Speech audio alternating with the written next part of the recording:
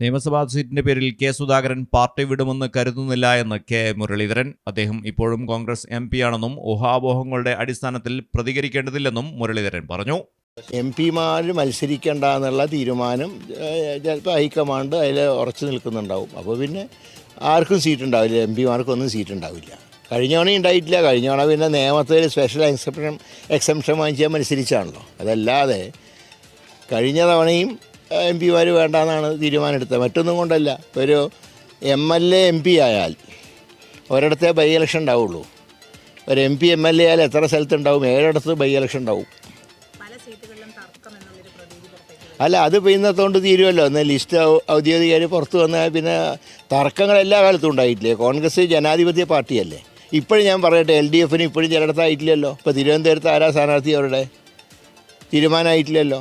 കോവളത്ത് ഏത് പാർട്ടിയാണ് മത്സരിക്കുന്നത്? ഇപ്പോൾ പറയുന്നത് സ്വതന്ത്രനാണെന്ന് പറയുന്നു.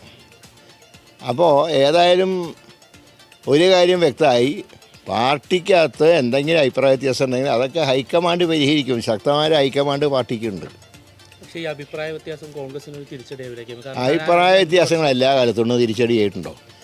നിങ്ങൾക്ക് ഓർമ്മയുണ്ട്, 2001 പ്രഖ്യാപിച്ച 3 സ്ഥാനാർത്ഥികളെ മാറ്റി. എന്നിട്ട് വല്ല കുഴപ്പമുണ്ടായി. എന്നാൽ ഏറ്റവും കൂടുതൽ സീറ്റ് കിട്ടി, 100 സീറ്റ് കിട്ടിയെന്ന്. ഇതൊന്നും ബാധിക്കില്ല. പാർട്ടി ഒരുമിച്ച് നിൽക്കും.